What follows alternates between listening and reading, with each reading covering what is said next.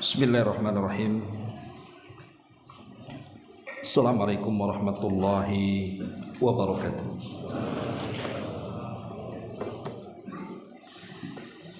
Alhamdulillah wassalatu wassalamu ala Rasulillah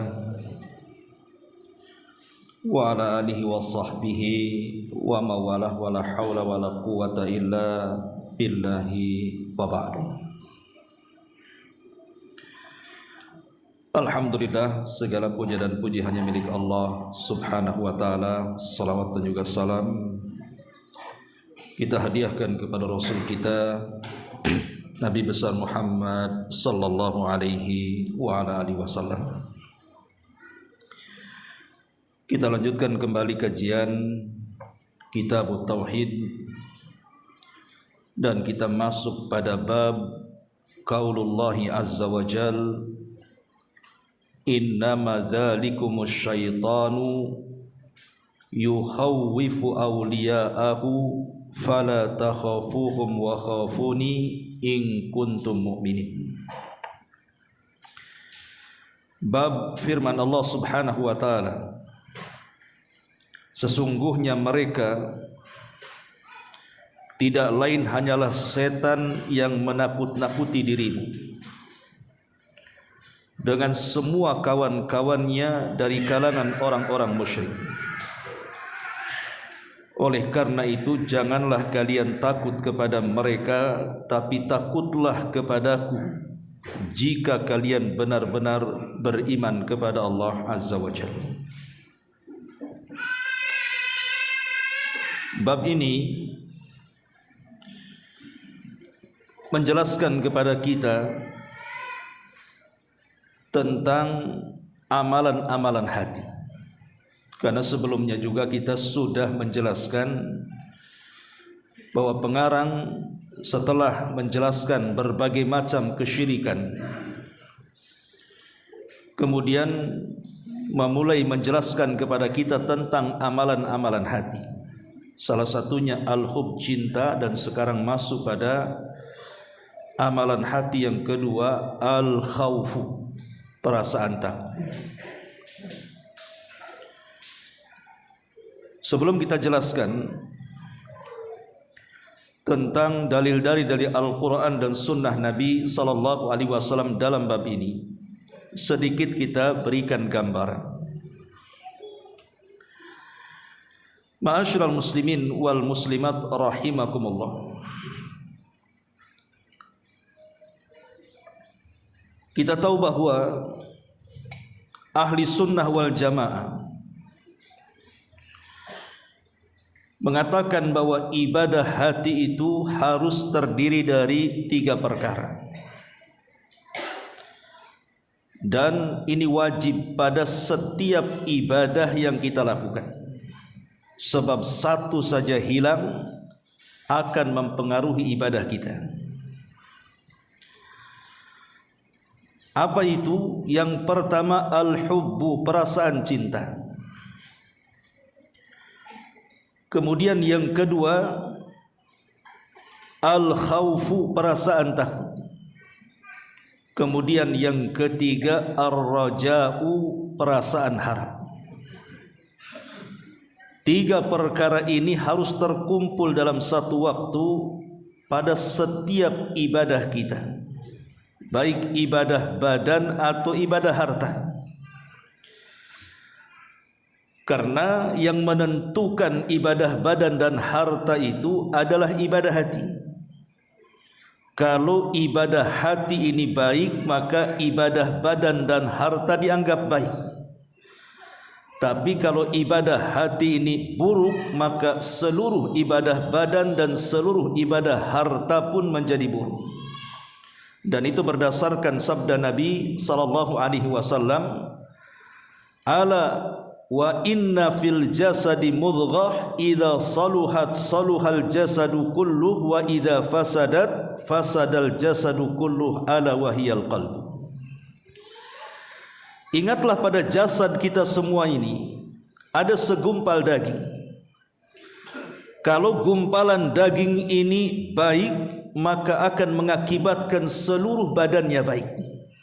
Tapi kalau segumpal daging ini rusak, maka akan mengakibatkan kerusakan seluruh badannya. Itulah hati, kata Rasul. Jadi hati itu menentukan seluruh anggota badan. Syekhul Islam Ibn Taimiyah rahimahullahu ta'ala dalam kitabnya Majmu'ul Fatawa mengatakan, Man abadallaha bil hubbi wahdahu fahuwa zindikun, wa man abadahu bil khawfi wahdahu fahuwa haruriyun, wa man abadahu bir raja'i wahdahu fahuwa murji'un, wa man abadahu bil hubbi wal khawfi war raja'i fahuwa mu'minun muwahhidun. Kata Syekhul Islam Ibn Taimiyah menukilkan perkataan salaf. Beliau mengatakan, barang siapa yang menyembah Allah dengan perasaan cinta saja, maka dia akan menjadi zindik, munafik. Dan barang siapa yang hanya beribadah kepada Allah dengan menanamkan perasaan takut saja, maka dia akan menjadi khawarij. Dan barang siapa yang beribadah kepada Allah dengan mengharap saja, maka dia akan menjadi murji'ah.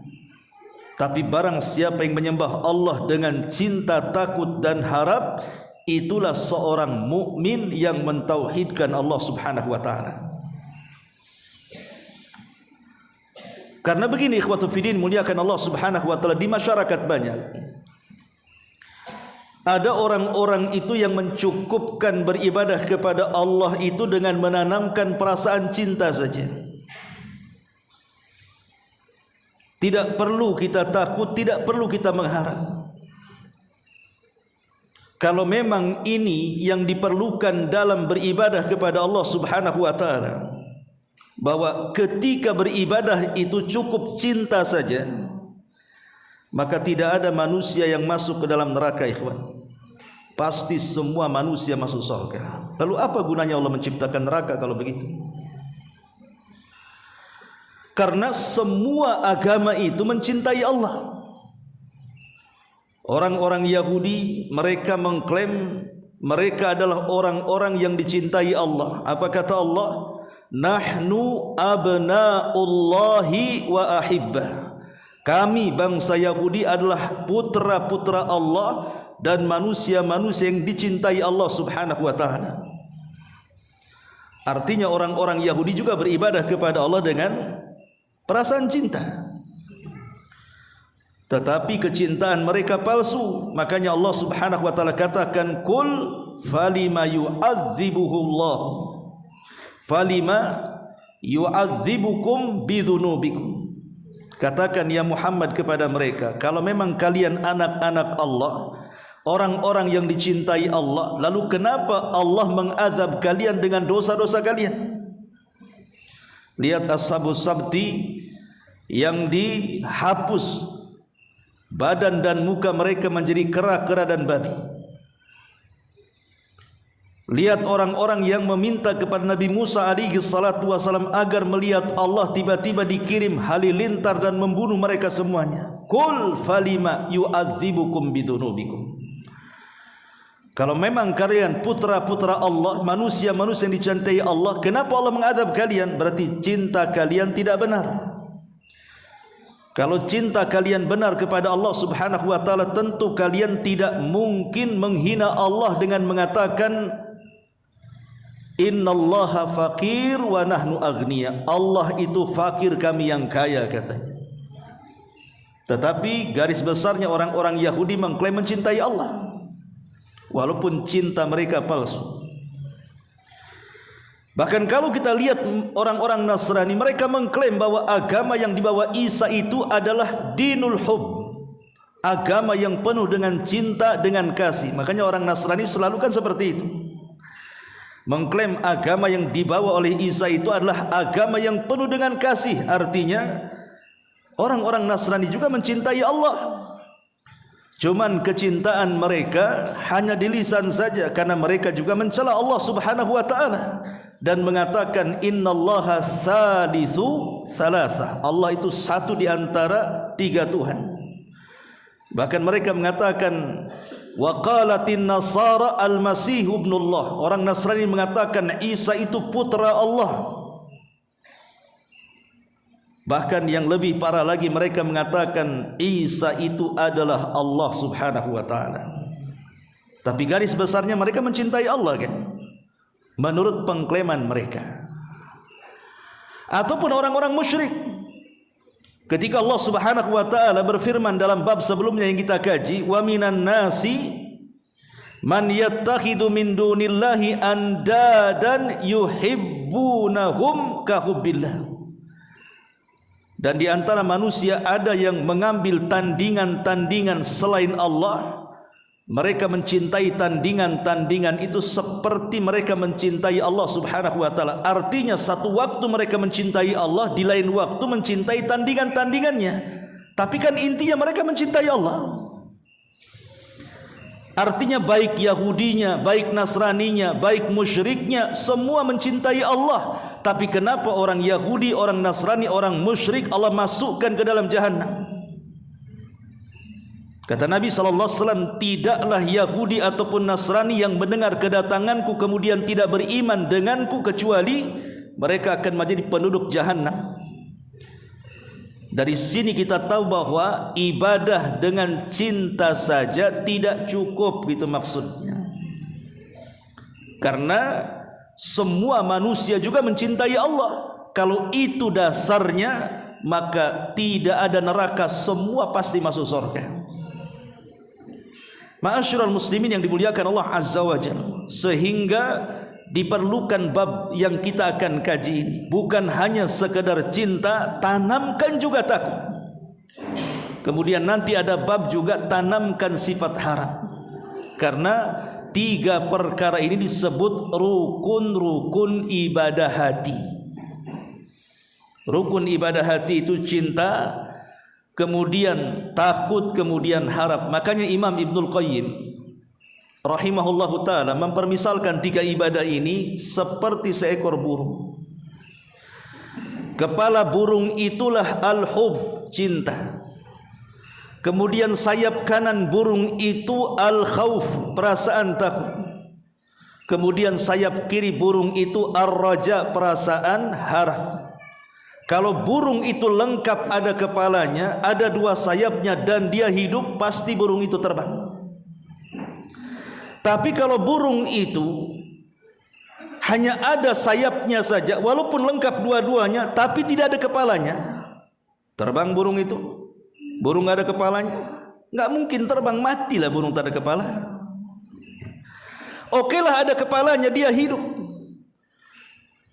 Tetapi kalau seandainya ada luput dari kedua sayapnya, umpamanya dia takut ada tapi harap tidak ada, itu sama dengan terbang dengan satu sayap. Bisa terbang, burung satu sayap tidak akan terbang. Ataupun mungkin harapnya ada, takutnya tidak ada, sama juga, hanya sayap kiri saja, sayap kanan tak ada, tak bisa terbang juga.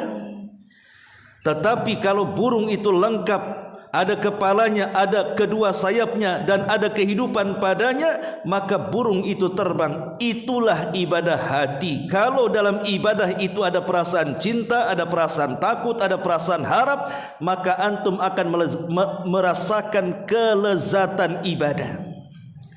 Karena hanya dengan tiga perkara inilah.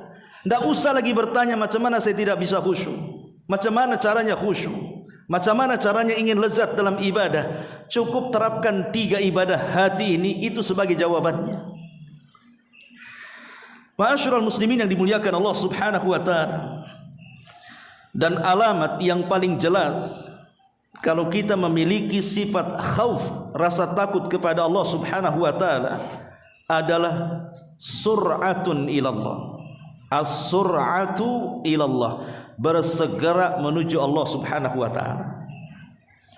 Karena ada hadis yang mengatakan man khafa adlaj, wa man adlaj balagal manzil, ala inna sil'atallahi ghaliyah, ala inna sil'atallahi ghaliyah. Kata Nabi SAW, barang siapa yang takut maka dia akan mulai berjalan. Barang siapa yang takut maka dia akan segera berjalan di awal malam. Dan barang siapa yang berjalan di awal malam pasti akan sampai tujuan. Ketahuilah barang dagangan Allah itu mahal. Ketahuilah barang dagangan Allah itu mahal. Lihat bagaimana kata Rasul, barang siapa yang takut bersegera dia berjalan. Kalau takut diam saja. Pamannya antum yang takut hantu, lewat Tamiang sana, tidak ada jalan lain kecuali ke situ. Kalau kita diam saja, nggak mau lewat situ sampai kira-kira ke tujuan, ya nggak mungkin sampailah diam saja kita. Kenapa nggak cepat jalan? Takut aku di situ katanya. Tapi kalau seandainya setakut-takutnya dia tetap berjalan. Bahkan biasanya orang takut itu jalannya akan lebih kencang dibandingkan jalan orang yang tidak takut kan. Kalau tidak takut nyantai saja, nggak takut, saya biasa aja dia jalan. Coba kalau takut, itu bisa terbirit-birit jalannya tuh. Karena semua disangka setan, pohon pisang setan, pohon nangka setan, takutlah dia, langsung pergi kan, pasti dia akan lari itu. Lah kalau lari pasti akan sampai di tujuan. Artinya di sini kata Nabi SAW ingin mengatakan kepada kita bahwa di antara tanda kita ini takut kepada Allah adalah ketika kita bersegera menuju Allah Subhanahu wa taala. Ketika mendengar azan langsung ke masjid gitu. Ketika mendengar ayat-ayat sedekah langsung sedekah. Ketika mendengar ayat tentang keutamaan talabul ilmi langsung belajar dan begitu seterusnya. Itulah alamat yang pertama, ciri orang itu takut kepada Allah. Kemudian ada alamat yang lebih tampak lagi, di mana orang itu dikatakan takut kepada Allah Subhanahu wa taala ketika dia dihadapkan dengan sebuah kemaksiatan. Di hadapannya ini ada maksiat nih. Nampaknya maksiat itu menggiurkan kehidupan dia. Boleh jadi mungkin di hadapannya ada seorang wanita yang mengajak berzina, ada botol yang mengajak untuk minuman keras, ada kartu-kartu yang mengajak kita untuk berjudi dan begitu seterusnya. Kalau seandainya kita menghindar dari maksiat-maksiat itu, berarti adalah rasa takut dalam hati.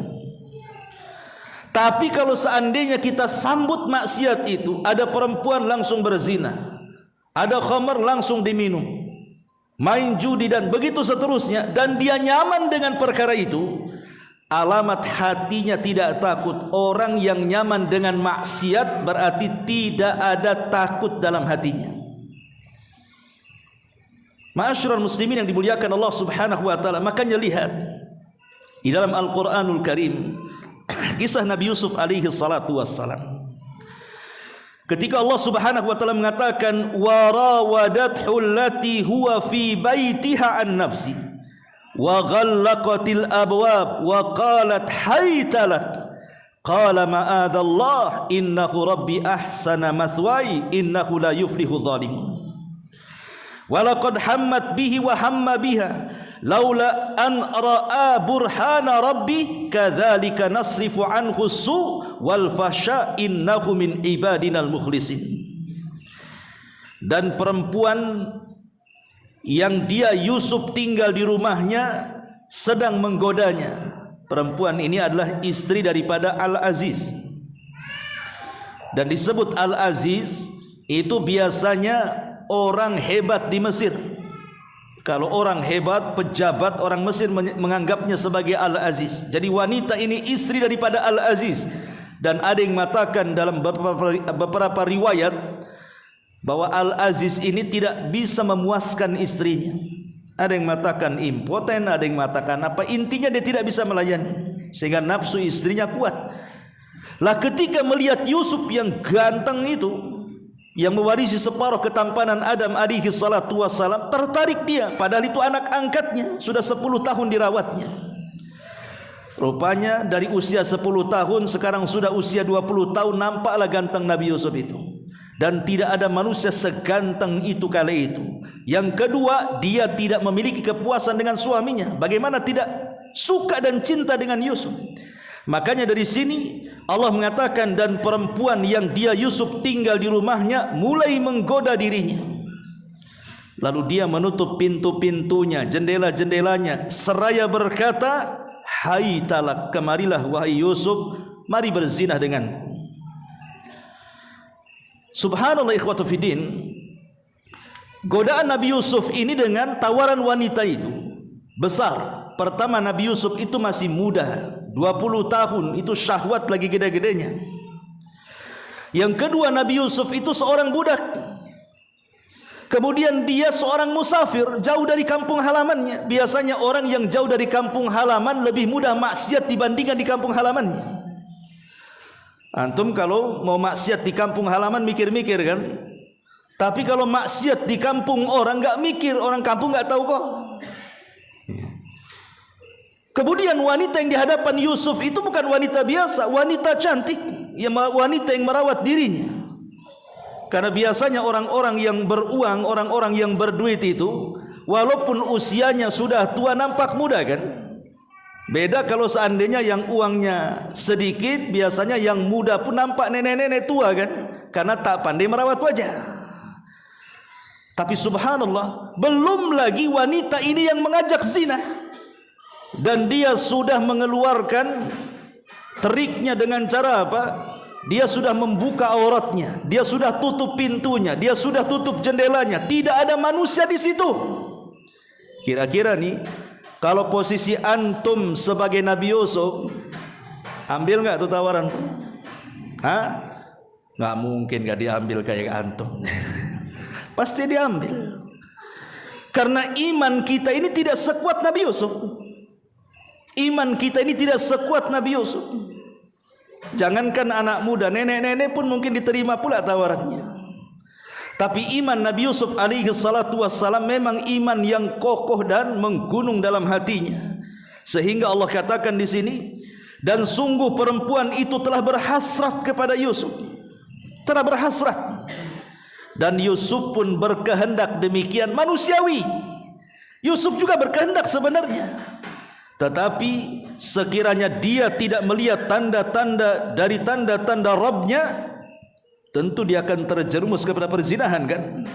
Demikianlah kami palingkan darinya keburukan dan kekejian itu. Sungguh Yusuf termasuk hamba kami yang terpilih. Dari sini syahidnya apa? Yusuf menolak tawaran zina itu. Kenapa? Karena dalam hatinya ada perasaan takut. Dari sini istidlal pengambilan dalilnya adalah alamat takut yang jelas dari seseorang ketika ada penawaran maksiat dia tinggalkan. Dan kalau dia sampai mengambil maksiat itu, apalagi tenang dengan maksiatnya, berarti hilanglah perasaan takut dalam dadanya. Kemudian contoh yang kedua, Allah Subhanahu wa taala menyebutkan tentang kisah Maryam dalam surah Maryam, di mana Allah Subhanahu wa taala mengatakan fattakhadat min duni hijaban fa arsalna ilaiha ruhana fatamassala laha basharan sawiyya qalat inni a'udzu birrahmani minka in kunta taqiyya qala innama ana rasulu rabbik li ahabalaki ghulaman zakiyya. Lalu dia Maryam memasang tabir yang melindunginya dari mereka.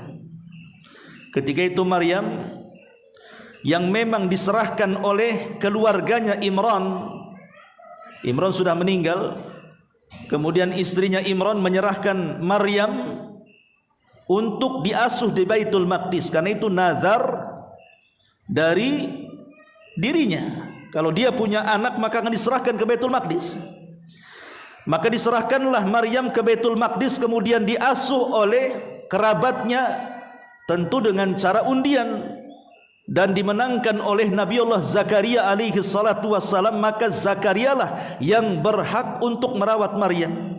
Dan itu sebuah kebanggaan karena Maryam itu anak dari pembesar Baitul Maqdis, keluarga Imran. Sampai agungnya keluarga ini, sampai kita kenal dalam Quran itu namanya Suratu Al-Imran, surah keluarga Imran, keluarga Maryam bintu Imran. Maka sejak itulah Zakaria membimbing Maryam tidak keluar dari mihrabnya. kerjanya setiap hari hanya beribadah saja kepada Allah Subhanahu wa taala dan tidak pernah melihat maksiat. Satu hari memang Allah Subhanahu wa taala apabila menghendaki sesuatu pasti Allah akan buat sebabnya kan. Innallaha idza arada syai'an ahya asbaba. Itu kaidah namanya. Allah kalau menghendaki sesuatu Allah buat sebabnya tuh. Tiba-tiba Maryam ingin buang hajat besar. Dan di zaman itu kalau buang hajat ya keluar ya. Kalau zaman saya masih dulu belajar di Yaman saja masih ada orang yang buang hajat itu di padang pasir.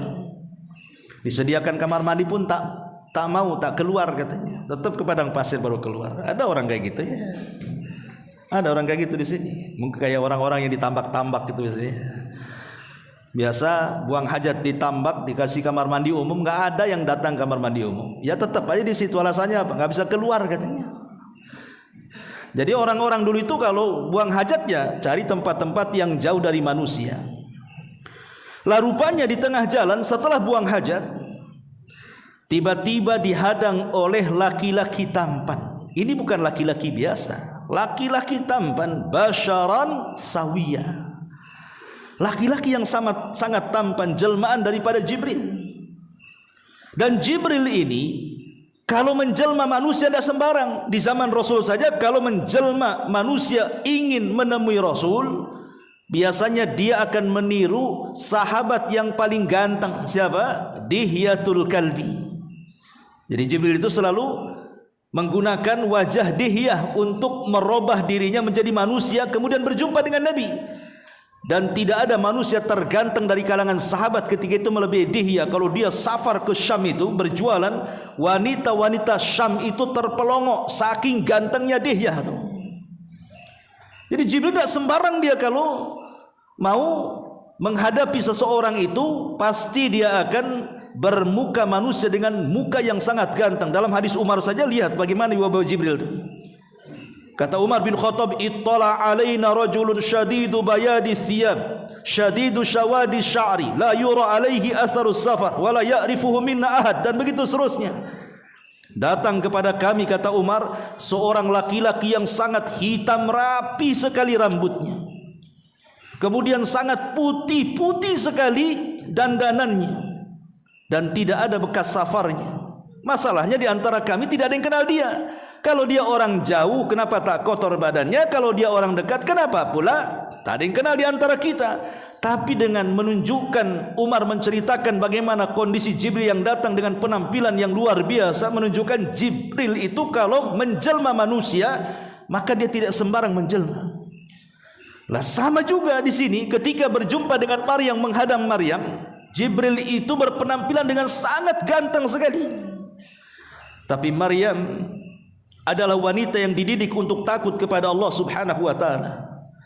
Sehingga Maryam mengatakan, qalat inni a'udzu birrahman in kunta taqiya. Qalat inni a'udzu birrahmani minka in kunta taqiya.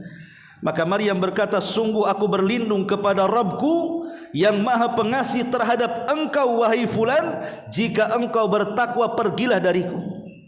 Dan perasaan takut yang ada di hati Maryam menjadikan Maryam tertunduk dan tidak berani memandang laki-laki tampan itu. Padahal dia seorang gadis, tidak pernah melihat laki-laki tampan kecuali hari itu. Tapi perasaan takut mendorongnya untuk menundukkan pandangan, karena tahu bahwa menundukkan pandangan itu bagian daripada perintah Allah Subhanahu wa taala. Barulah kemudian Jibril mengatakan, inni atau qala innama ana rasulu rabbik li ahabalaki gulaman zakiyah. Sungguh aku hanyalah utusan Rabbmu untuk menyampaikan anugerah kepadamu berupa seorang anak laki-laki yang suci kelak saat kelahirannya. Itulah Isa bin Maryam. Ini contohnya. Contoh yang kedua, bahwa karena dorongan rasa takut Maryam tidak berani memandang laki-laki itu. Kalau di zaman sekarang subhanallah, seolah-olah tidak ada rasa takut lagi pada hati kita ini. Hari-hari kita memandang aurat yang bukan halal untuk dipandang. Tidak di alam nyata, ya di alam medsos kan. Pamannya tak ada, malam-malam ke mall tak ada wanita, nengok pula di handphone. Nah, itulah kita. Terkadang rasa takut itu sudah tidak ada. Makanya Nabi SAW sampai mengatakan sab'atun yudhilluhumullahu fi dhillihi yawma la dhilla illa dhillu. Ada 7 kelompok kata Rasul yang akan mendapatkan naungan di hari yang tidak ada naungan kecuali naungan Allah Subhanahu wa taala. Salah satunya apa kata Rasul? Wa rajulun da'athu imra'atun dzata mansabin wa jamalin faqala inni akhafullah. Seorang laki-laki yang dipanggil oleh wanita yang cantik, memiliki kedudukan, kaya raya, indah, menawan, bak bidadari, tapi dia menolaknya dan mengatakan aku takut kepada Allah Subhanahu wa taala dan tidak jadi berzina dengan wanita itu. Ma'asyiral muslimin yang dimuliakan Allah Subhanahu wa taala, dan banyak dari alamat-alamat seseorang itu tertanam perasaan takut. Taib. Sebelum kita jelaskan perkara yang lain, kita akan menjelaskan tentang keutamaannya. Apa sih keutamaannya? Bagi orang-orang yang menanamkan perasaan takut kepada Allah Subhanahu wa taala itu, pertama, kalau di hati kita penuh dengan rasa takut, pasti yadfa'ul muslim ilal ikhlas. Pasti akan lebih mengundang seorang muslim kepada keikhlasan dalam ibadah. Karena Allah Subhanahu wa taala mengatakan dalam surah Al-Insan ayat 9 dan 10, innama nut'imukum liwajhillah la nuridu minkum jazaan wala syukura inna nakhafu min rabbina yawman abusan qamtariran. Inna nakhafu min rabbina. Di sini syahidnya, sesungguhnya kami memberi makan kepada kalian itu karena Allah. Kami tidak menghendaki dari kalian balasan ataupun syukur. Kami hanya takut dari Rabb kami saja. Menunjukkan apa? Keikhlasan kepada Allah Subhanahu wa taala. Yang kedua, al-khaufu yadfa'ul muslim lil qiyami bil a'malis salihati. Rasa takut mendorong seorang muslim untuk bersegera beramal saleh. Sebutkan dalam surah Nur ayat 36-37.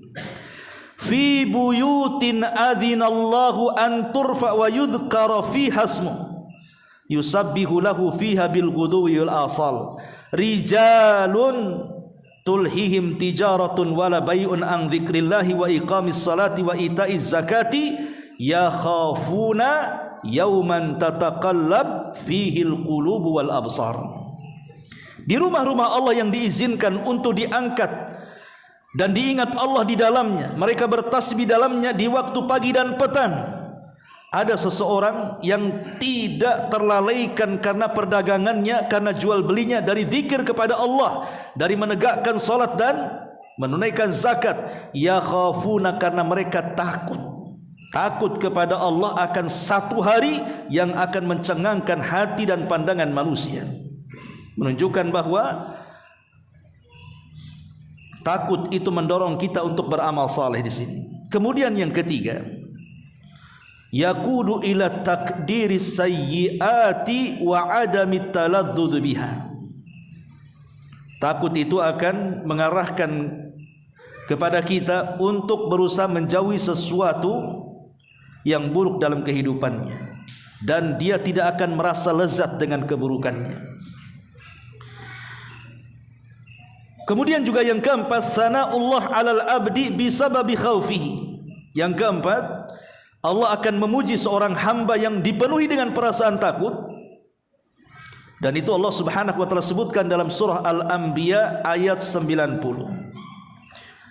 Kemudian yang kelima, an-najatu min kulli su'in. Orang yang takut itu akan terselamatkan dari setiap keburukan. Kata Rasul, thalathun munjiat. Ada 3 perkara yang bisa menyelamatkan kita. Khasyatullahi fi syirri wal alaniyah, wal adlu fil ridha'i wal ghadab, wal qasdu fil ghina wal faqr. Kata Rasul, 3 perkara yang menyelamatkan itu: pertama, perasaan takut baik dikala sendirian ataupun dikala keramaian. Yang kedua, adil, baik dikala redha ataupun murka. Yang ketiga, sederhana, hidup baik dikala dia kaya ataupun miskin. Maka 3 perkara ini bisa menyelamatkan hidup kita. Dan banyak lagi, ini di dunia ya. Kalau di akhirat sudah jelas. Pertama, akan mendapatkan naungan arsy yang tidak ada naungan kecuali naungan Allah pada hari itu. Sebagaimana hadisnya sudah kita baca tadi. Kemudian yang kedua, dia akan merasa aman pada hari kiamat. Kenapa demikian? Karena Rasul mengatakan, la ajma ala abdi khaufaini wa amnaini. Allah Subhanahu wa taala berfirman dalam hadis kursi, tidak mungkin saya kumpulkan bagi hambaku 2 perasaan takut atau 2 perasaan aman. Maknanya apa? Kalau orang takut di dunia, maka dia orang yang paling aman di akhirat. Tapi orang yang paling aman di dunia, maka dia orang yang paling takut di akhirat. Tidak mungkin orang aman di dunia, aman di akhirat. Takut di dunia, takut di akhirat, mustahil. Karena Allah tidak pernah menggabungkan 2 perkara itu.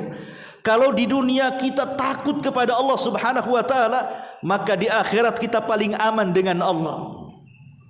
Tapi kalau di dunia kita aman dengan makar Allah, aman dengan maksiat, tenang-tenang saja dia bermaksiat karena aman dari makar Allah, maka di akhirat dia paling takut menghadap Allah Subhanahu wa taala. Ini yang kedua. Yang ketiga, an-najatu minan nar. Orang yang takut itu Allah akan selamatkan dia dari api neraka. Kata Nabi SAW, la yalijun nar rajulun bakat min khasyatillah hatta ya'udal labanu fi darai. Tidak akan disentuh api neraka seseorang yang menangis karena takut kepada Allah sampai ada kembali air susu balik ke putingnya dan masuk ke dalamnya. Mustahil kalau air susu sudah keluar dari putingnya, dan mungkin balik lagi. Begitulah Allah mustahil akan memasukkan orang yang takut kepadanya ke dalam neraka. Kemudian yang keempat, nailu maghfiratillahi wa rahmatihi. Orang yang takut itu akan mendapatkan rahmat dan juga ampunan Allah Subhanahu wa taala. Ingat sebuah hadis, ketika di zaman Bani Israel ada orang tua yang semua dosa sudah dilakukannya. Tidak ada dosa kecuali sudah dilakukannya. Apalagi sudah tua. Kemudian ketika hendak mati dia takut.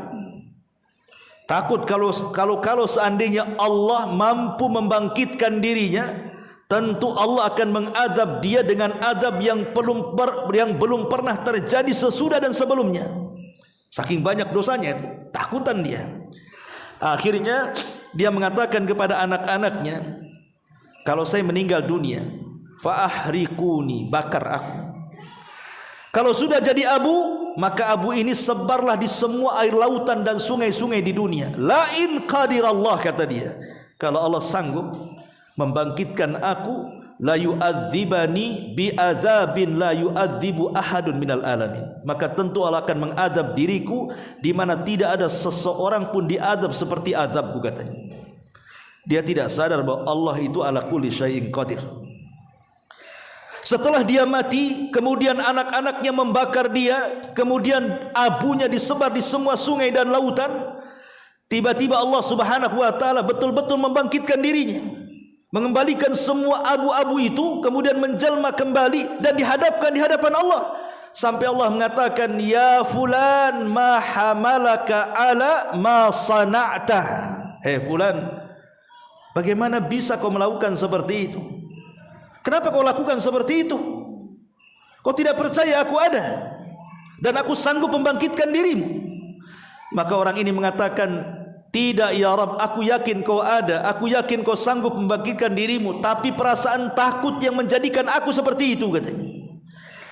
Kemudian Allah mengatakan, betul, karena perasaan takut Allah tahu, cuma Allah mengetes saja. Betul, dia mengatakan dia. Maka Allah mengatakan, khaufuka adkhaltukal jannah, rasa takutmu menjadikan ku masukkan kau ke dalam surga. Ma'asyiral muslimin yang dimuliakan Allah Azza wa Jalla.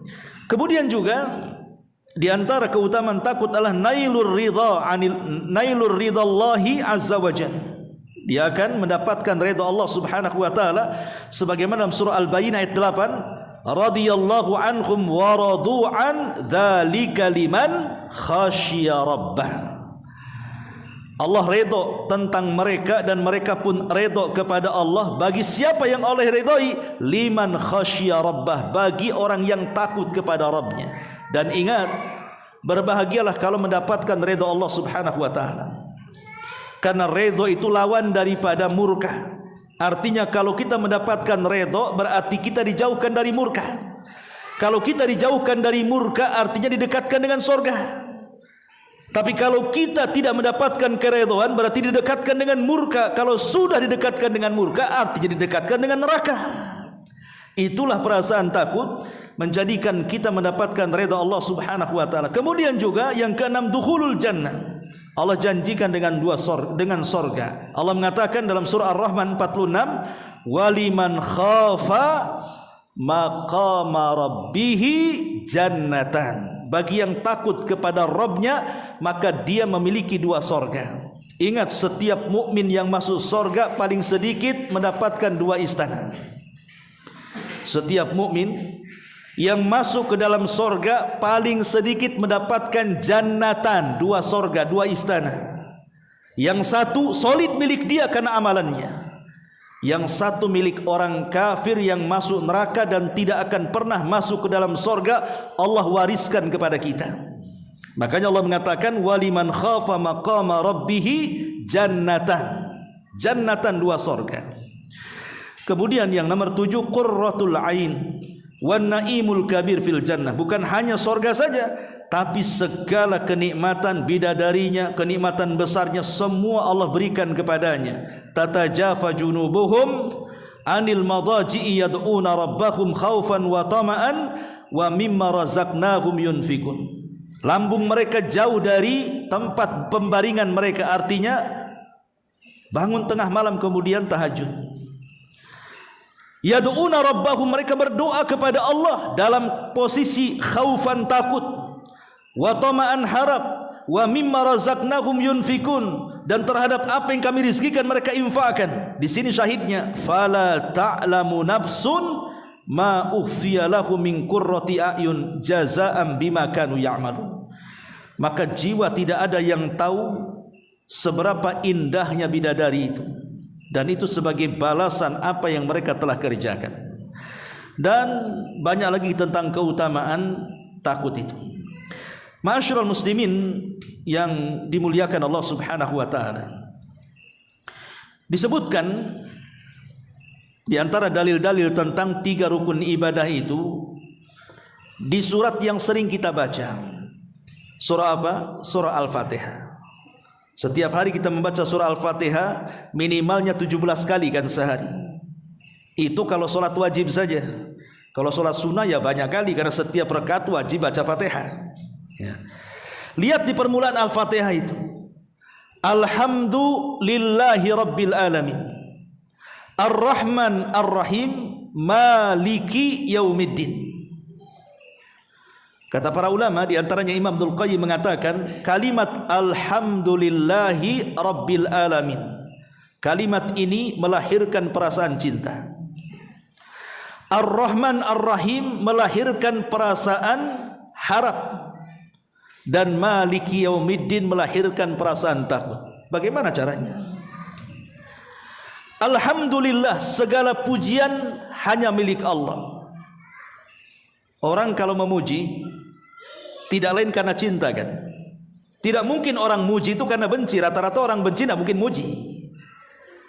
Karena bagaimanapun pujian itu akan jatuh bagi mata-mata pembenci, tapi pujian itu akan muncul dari mata-mata yang cinta. Kita kalau cinta seseorang pasti dipuji dia. Kalau benci seseorang pasti akan dicela dia. Makanya pujian bagi Allah Subhanahu wa taala itu karena cinta kita kepada Allah. Di sinilah lahir perasaan cinta. Kemudian Ar-Rahman Ar-Rahim, Allah Maha Penyayang lagi Maha Pengasih.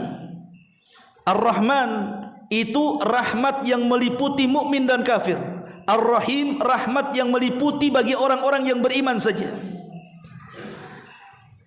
Ketika Allah Subhanahu wa taala menyebutkan 2 kata rahmat dengan 2 nama yang berbeda, Ar-Rahman nama Allah, Ar-Rahim nama Allah, tapi sifatnya sama, rahmat, kasih sayang. Kasih sayang Allah itu jauh lebih luas dibandingkan murkanya.